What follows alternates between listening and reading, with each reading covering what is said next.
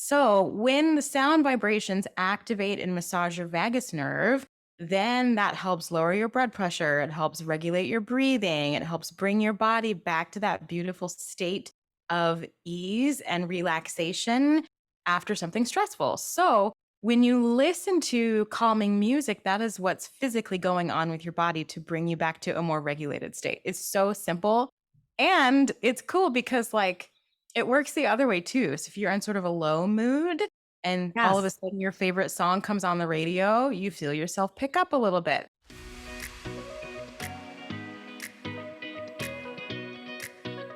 Hi, and welcome to Beyond Empty Nest. I'm your host, Jody Silverman, speaker, mentor, and Chief Dare Officer at Moms Who Dare.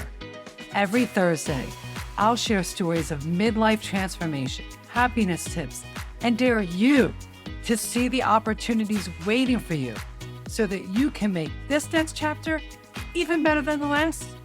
If you're ready to dare, I'm ready to dare with you. Let's get into today's episode.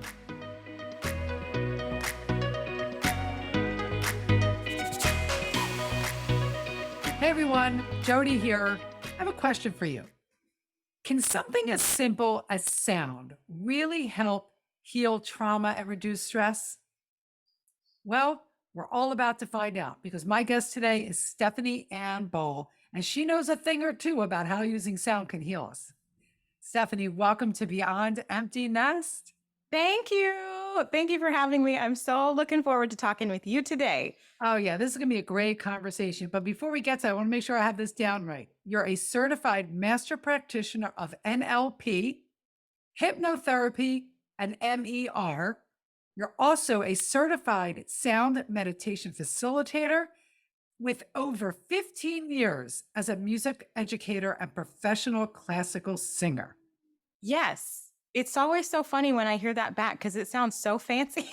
Well, it is. I mean, I've always been intrigued. So I've known Stephanie for a couple of years now through a mutual other community we're part of. Shout out to Diva Girls. Woo! Your classical singer Mhm. background, and you are currently a professional classical singer. We'll talk about that when you share your story about how your journey from singer to wellness consultant. For those who might not know what NLP or MER means, I mean, hypnotherapy is pretty self-explanatory. Can you just share briefly what a master practitioner of NLP and what MER is? Yes, absolutely. So these are both incredible tools for getting your brain, mind, body, and spirit all in alignment.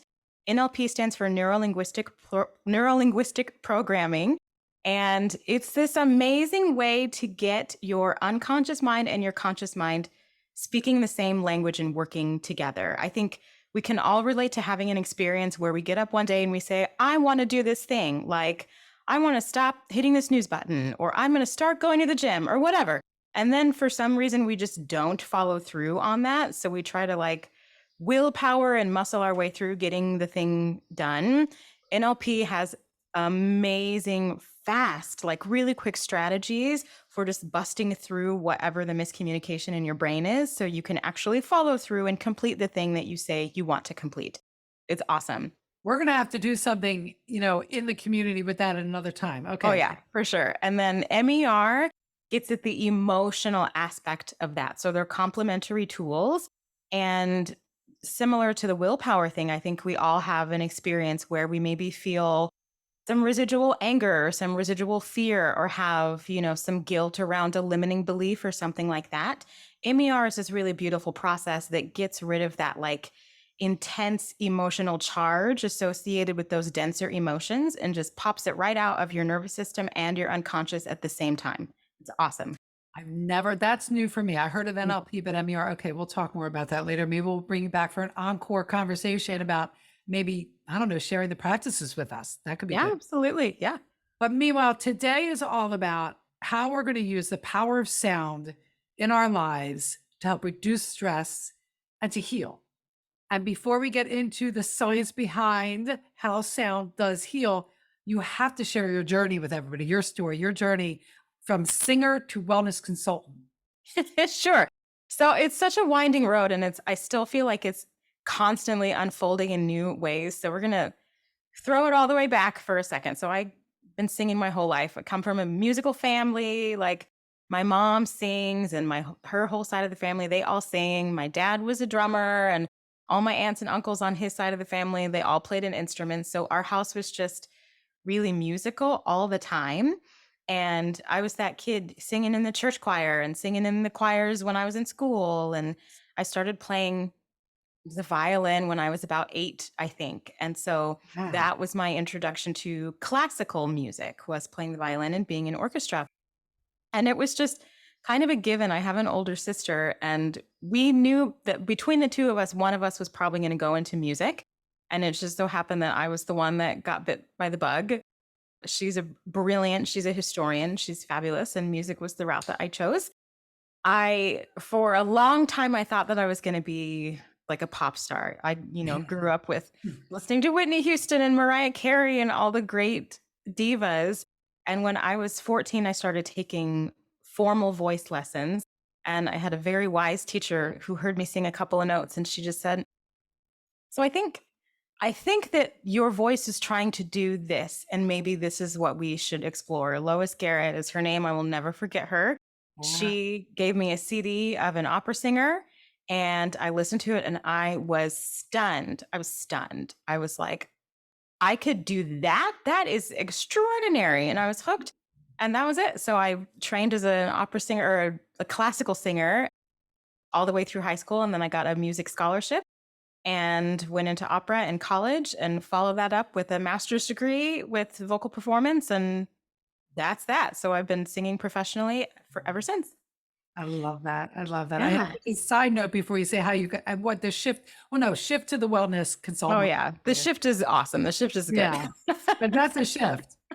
Well, it's a shift, but you're using your training. That's right. Yeah. And it's so interesting to me, like seeing how everything has come together, because throughout my singing career, 2 things would always happen to me, right? Like I would go to a performance and I would sing something and I would get feedback that was never the same as my colleagues. All these people coming up to my colleagues like, oh my gosh, your voice is so thrilling and you're such a brilliant storyteller. And I love your acting and this and that. And then they would get to me and say, oh my gosh, I feel so much more at peace after listening to you.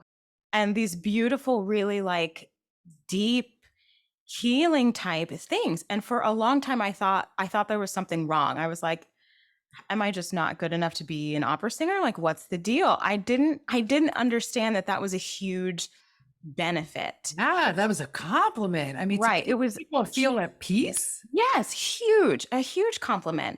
And then, I've spent so many years teaching students of all ages how to open up their own voices.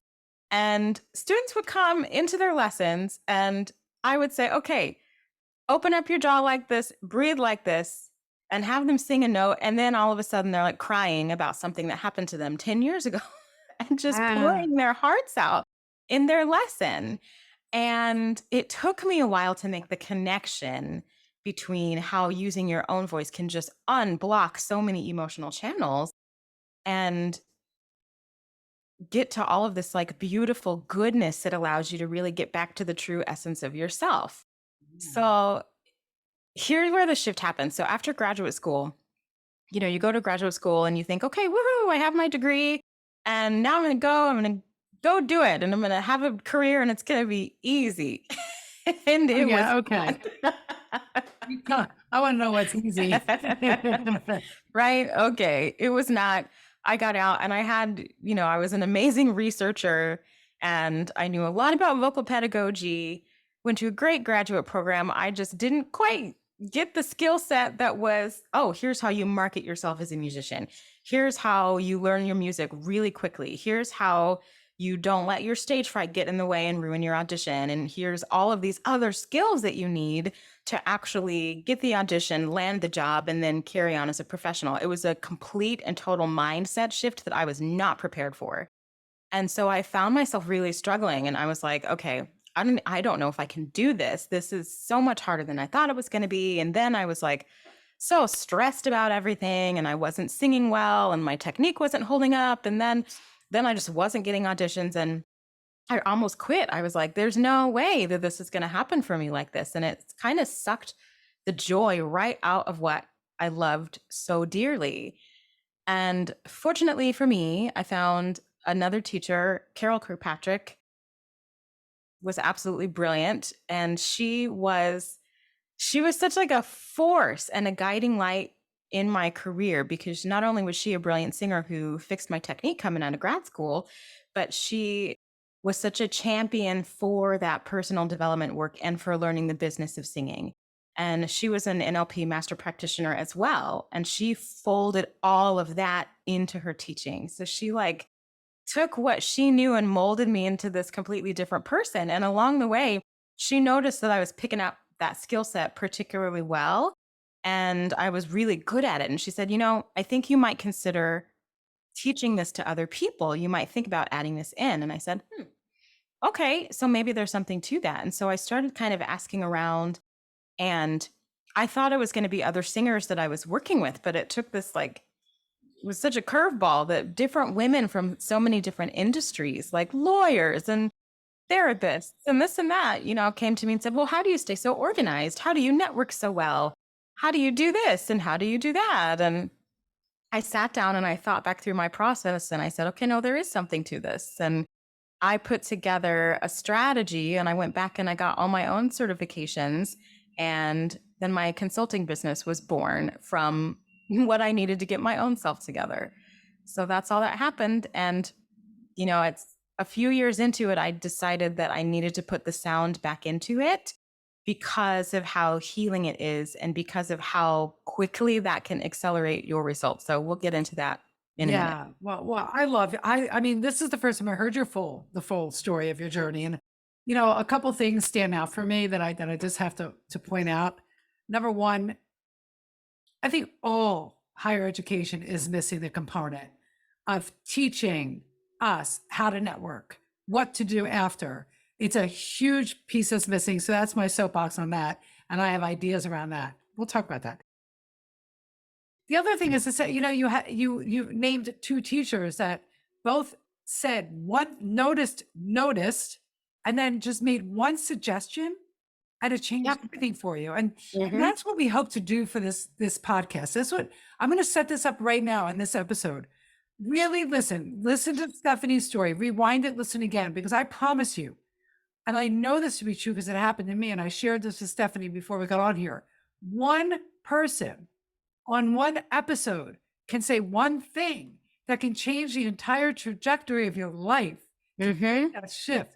And I hope, and I know to be sure that somebody out there is listening to this and your story is going to be that one thing to help them shift. So like paying attention, like you started to pay attention to what was happening around you, what you were learning and what people were noticing. I love how you said people were saying you were calm, because I noticed about 3 years ago, I would get a little anxious when I was creating something new in my business. Mhm. And then I would get stuck. That anxiety would keep me in Mm. like this state of just sitting there. And then I would, go down the social media rabbit hole. And I recognized one day, I don't know where I was, but I recognized, well, I don't remember where, but I recognized that I was really focused on something. And there was calm meditation music in the background. And I thought, oh my God, that really calmed me, kept me in focus. I have it on right now as I'm talking to you because I forgot to turn it off. But whenever I come into my office, the first thing I do is I turn on calm meditation music from Pandora, and it just puts me in this relaxation place. So I love that. So I do know how the power of sound can do for me. So let's get into what is the science behind the how sound heals, or the why or the how. What's the science? A little bit of that. Jody, I love that you brought up your meditation music and that like instant feeling of relaxing, because we walk around like taking in sounds all day and sometimes don't even notice the effect that they are having on us. But when you can be intentional about how you consume sound, it is such a game changer. So I'm such a nerd about the science. I think it's so fun because of how it's so simple.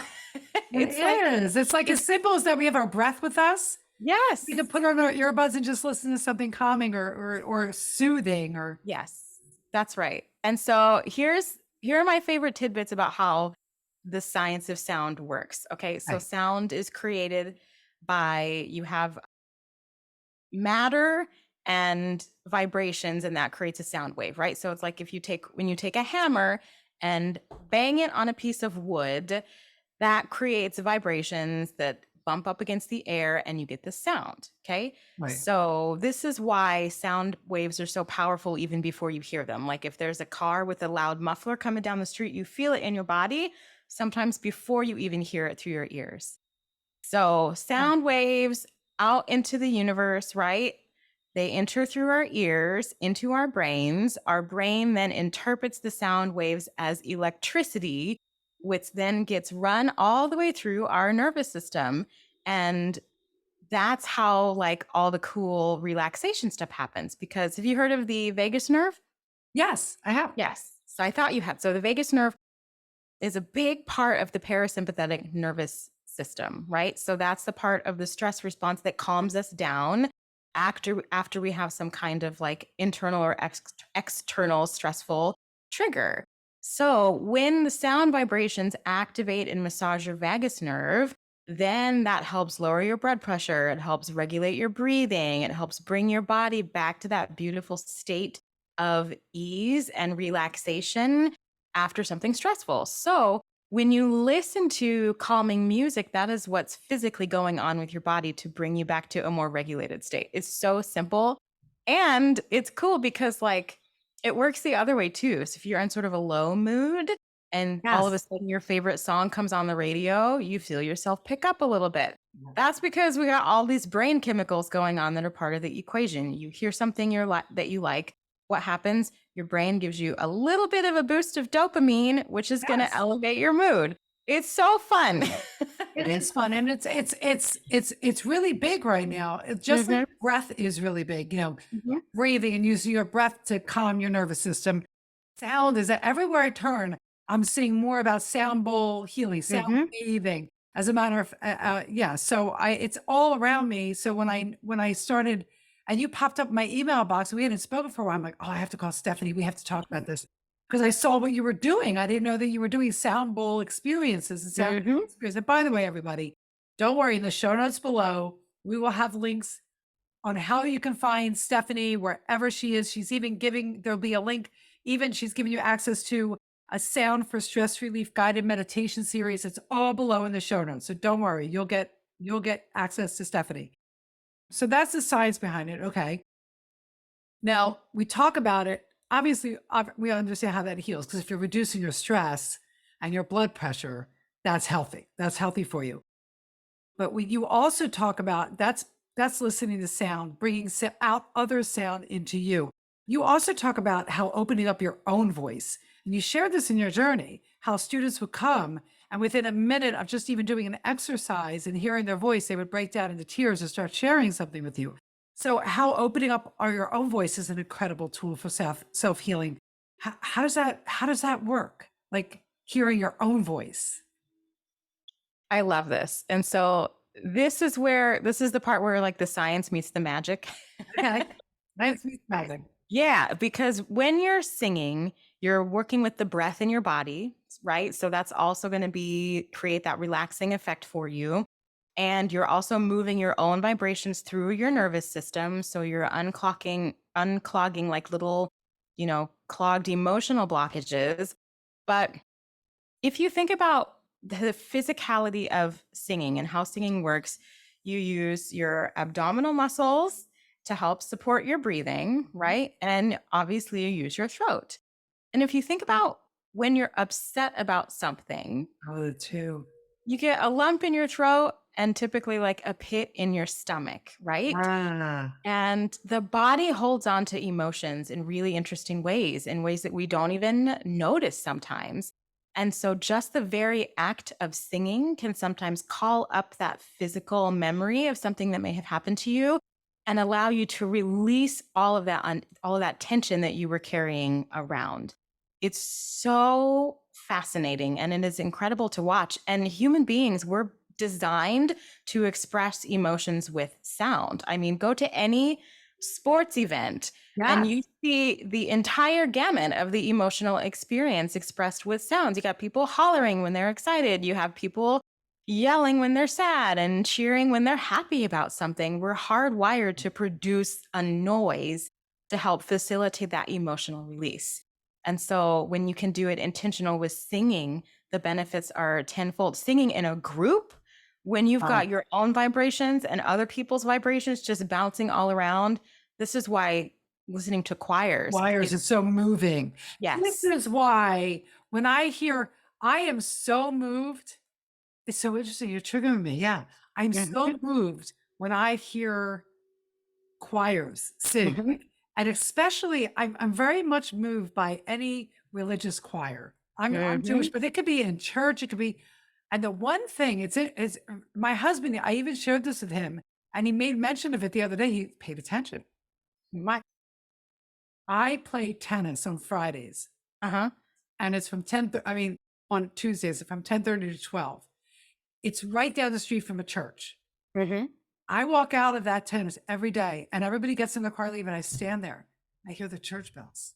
Mm. It does something to me. I could be doing a million things, engrossed in a big conversation. I will hear church bells, and it stops me. It just so I get. I mean, I would think that some people are even more sensitive to sound Mhm. as healing than others, but we can all practice listening to sounds that either increase our dopamine or bring us calmness. Yes, you're Yeah. absolutely right. Ooh, that's a great story about the church bells. I Oh, I love love that. church bells. And we were just recently away for a weekend and we were walking and I heard them.